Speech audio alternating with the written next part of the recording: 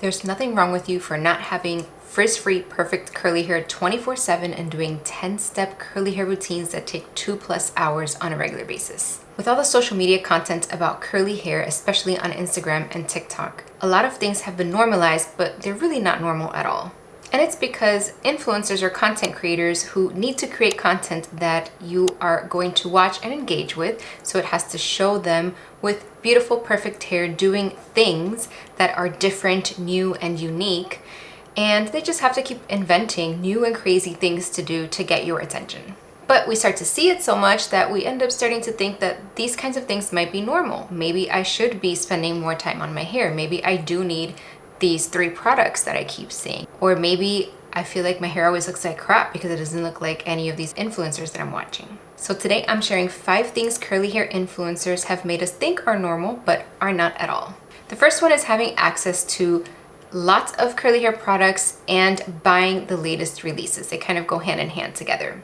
So you see this in videos where you can see in the background, there is like a wall of products where they have like shelves and cabinets full of curly hair products. And sometimes they'll do these videos where they're like, help me choose what to use. And you know, there's like 25 different shampoos and 50 conditioners, and that is not normal. People don't have that many products, and you should not have that many products, because what ends up happening is most of that stuff goes in the trash. You can't possibly use all of those products, so it becomes really wasteful. Remember that influencers, content creators, even I struggle with this, we have products sent to us by these brands. We are not buying most of the products that we are using. And a lot of times brands will send us stuff without our consent, like they inform us after, if they even inform us at all. Sometimes things just show up in my mailbox and I'm like, okay, I have no idea why they sent me this product. But also influencers doing sponsored content, or they make affiliate commissions. There's an incentive there to create content using as many products as possible to get you to buy those products so they can make affiliate commissions. That's how a lot of this type of content creation works. And so I'm not really knocking on influencers for doing that. I mean, I do it too. I create content with products and I use affiliate links and stuff. There's nothing wrong with that. But I just wish that they wouldn't try to normalize having so many products. I know I don't do this. I don't have as many products. I have brands that send me products that I never use or post about. I give it away to people, give it away to family and friends. Sometimes I do giveaways with my audience of all these extra products because I just think it's really wasteful.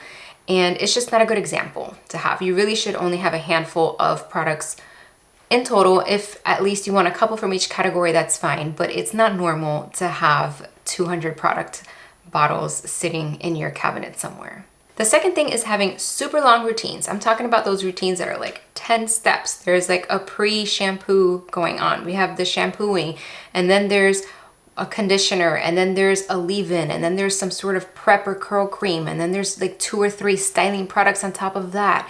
And then they're doing finger coiling or using brush styling or a combination of a bunch of stuff and sectioning. And then they're putting a finishing product on there, and then they're diffusing, and then there's another finishing product. I mean, it's just like, it seems like they go on and on and on. Or they're really complicated and strange things like doing the bowl method, squish to condition, all that. All those methods like brush styling, finger, those things can work, but it's not normal to put everything together like that and have a super long routine that takes like more than an hour and is like 12 steps. That's not normal. Number one, I think most people don't have time for that. I certainly don't. And second thing is, really you're gonna get almost the same results as if you spent less time and put less stuff on your hair. It's not any better because you do more to it. But a lot of times influencers make it seem like the more you do, the better your hair will come out. And that's just not the case. So it is totally possible to have good results with a long, complicated routine with many steps and products in it, but it's absolutely not necessary, and it is absolutely not normal. I can tell you my routine takes less than 20 minutes. I use 3 to 4 products in total. That includes my shampoo and conditioner. And sometimes I can extend that by a couple of minutes if I want to do a little bit of brush styling or finger coiling or some areas that I want to highlight. But having the whole 9 yards every wash day is just not normal. The third thing is something newer. I see it more with like skincare, but I have seen it with hair care as well, is weekly resets, where you're doing like multiple treatments on your hair on a regular basis, like weekly, like let's say a deep conditioning mask or a protein treatment or a bond building treatment, and doing this like every week. That is not normal or necessary. Your hair cannot handle having treatments done that often, unless it's like severely damaged and you need them. But you really shouldn't do them back to back together like that anyway. If you're doing a deep conditioner, another day you would do a protein treatment or a bond building treatment. You wouldn't really do them on the same day. Most people's hair doesn't need all of that stuff. If you do need to be doing treatments, a couple of times a month is usually fine. You don't need to be doing some long, complicated weekly reset where you're doing the treatments and then the really long everything shower where you're doing the clarifying shampoo, the deep conditioner, and then there's all these extra products being thrown in, and it's like this whole ritual that takes a long time. Not normal. I've never done that, so. The fourth thing is having a wash day style that lasts for more than 3 days and looks good the whole time. That's not normal. I don't know anybody, whether they have straight or curly hair, whose hair on day 4, 5, 6 looks just as good as it did on wash day. No, unless there's a lot of manipulation going on, a lot of refreshing going on, because you are creating content and your hair has to look perfect all the time. That's not a normal situation though. That is rare. Only some people are gonna fall into that category. Remember that you wash your hair, you style your hair, and for most people, your hair looks best as soon as you're done styling. Some people it'll look better the very next day. So it's the first 1 to 2 days where your hair looks its best. And from there, it just goes downhill every day. Even if you are refreshing, it's not going to look as good as it did before.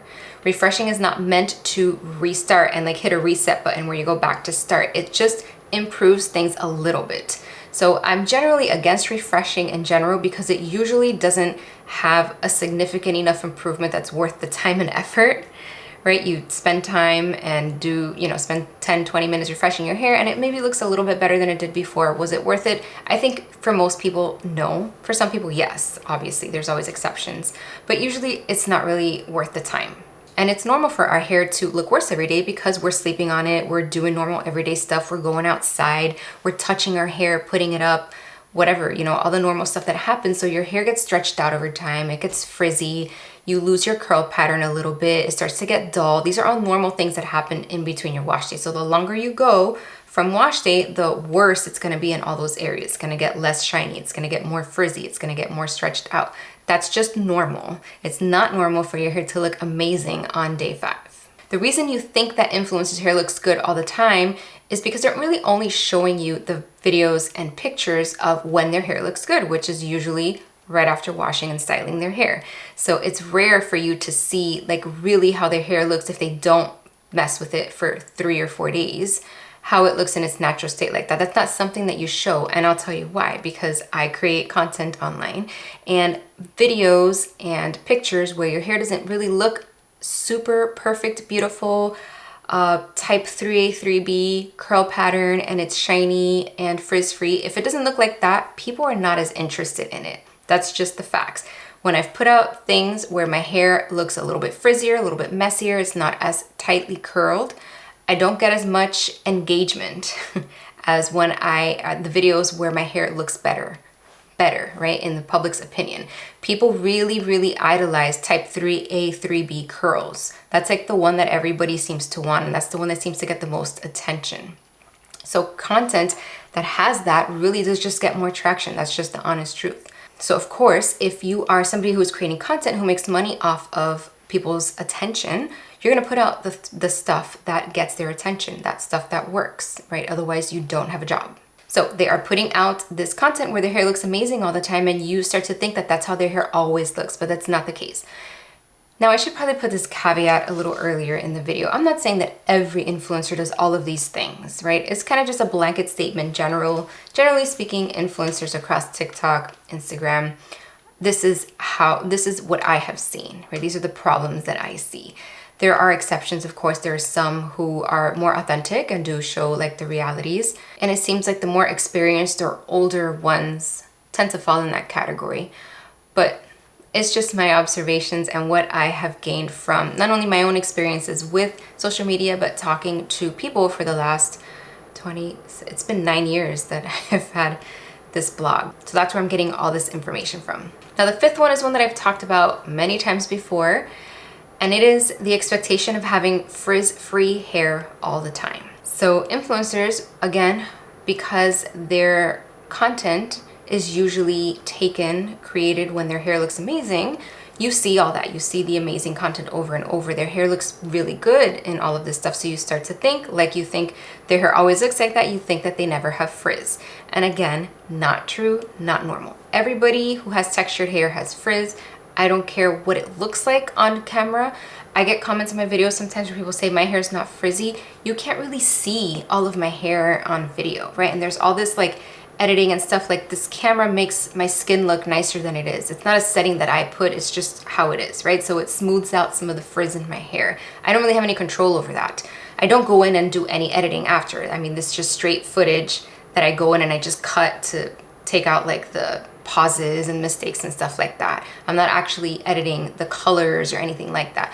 But on photos, that is definitely happening a lot more than on videos, where you can really go in and control everything and make it look totally different than it really looks. So it is deceiving, and it is an unrealistic expectation that people have come to believe, not only from influencers. We get this from the media, right? We get the commercials all the time telling us how sleek and shiny and frizz-free our hair should be. So it's coming from a lot of different places, not just the influencers. But I see people post in Facebook groups or send me emails, and they'll do screenshots of other influencers' hair or just random pictures they find on like Pinterest and on Google. And yeah, the hair looks amazing, but it's a model's hair. It's, you know, somebody's hair who has literally been created perfect for that specific photo. That is not how their hair normally looks, especially with normal styling materials, right? Like, especially when we're looking at models online. I mean, their hair has professionals working on it, doing all kinds of crazy things and heat styling and tons of products. Like, that's not a normal person's routine. So looking at all these images and videos of edited, highly edited content has made us believe that our hair should not have frizz in it. And that's just not true, because curly hair is naturally frizzy, right? Wavy hair, curly hair, it's gonna have frizz no matter what. I've said it before, I always have frizz. Sometimes I have more frizz than others. It's very hard for you to see it on the screen, but it is there. I'll guarantee you it's there. Like I said earlier, content creators, we make money from your attention, right? You watching our stuff, whether it's from ads or through selling products that we recommend and making affiliate commissions on them, or through being sponsored by a brand where they're paying us to create the content. Like, our income is based off of your attention. So we are going to put out the stuff that we think you want to see. And we use the clues in our analytics, the comments that you give us, the things you tell us to create that content. And the truth of the matter is that people want to see perfect hair in the curly world. That's what they want to see. That's what the data tells me. Now, people will tell me all the time it's nice to see authenticity and see hair that's frizzy, hair that's not perfect. But it, like I said before, it just doesn't get the traction that other content does. Now, a little bit of a side note, but one of the reasons that my channel hasn't grown as quickly is because I haven't really created content that caters to the trending things, like trending routines or techniques or products. I don't get products sent to me from brands very often, so I don't often have the latest products. I have to buy them myself. And again, one of my biggest things is overconsumption is a huge problem in our society. I've always been more minimalist with my stuff, so I have a hard time spending money, even if it's business money that I can deduct for taxes. I just don't want to buy more products when I have products that are already there and working that I can create content with. I just don't feel the need to do that. So I know that that's somewhere that I have missed out on, something that I have missed out on in this channel. And people will ask me all the time about certain products, and it's like, oof, I haven't tried that yet, you know? And I don't know when I will. I want to be able to try more products and stuff like that, but I really struggle with that part of creating curly hair content. So even I, as a content creator, feel like, ooh, maybe I should buy that when I see other content creators making content with it, but I hold myself back. My goals with this channel really is to teach people how to take care of their curly hair, but like as simply as possible. I don't want you to feel like you're more confused, or you feel like your hair looks like crap, or that my content makes you feel somehow inadequate, or that you need to buy a bunch of stuff, or that curly hair is too hard. Like, that's not what I'm trying to convey here. So I really try hard to make sure that my content doesn't do that. and maybe inadvertently it has in the past in certain things, but I try to be really intentional about the content that I create, both on my blog and on this channel. And that's why I left social media last year, because I really did not want to keep up with that. And I couldn't compete against the other creators. Honestly, it's so much work to create content for those platforms because you have to constantly put out new stuff. It's not evergreen in that on Google you can search for something and you can pull up a video or a blog post from 4 years ago. You can't do that on Instagram or TikTok. It doesn't really work like that. You have to be putting fresh content out all the time. And it just was not worth my time or my mental health. So that's why I decided to leave those platforms and focus mostly on YouTube and my website. Anyway, just a little side note that really tied in with what I was talking about in this video. Yeah, so those are the 5 things that influencers have made us think are normal that are not normal when it comes to curly hair care. So now that that's out of the way, if you want to see my realistic curly hair routine that takes me less than 20 minutes, then watch this video next.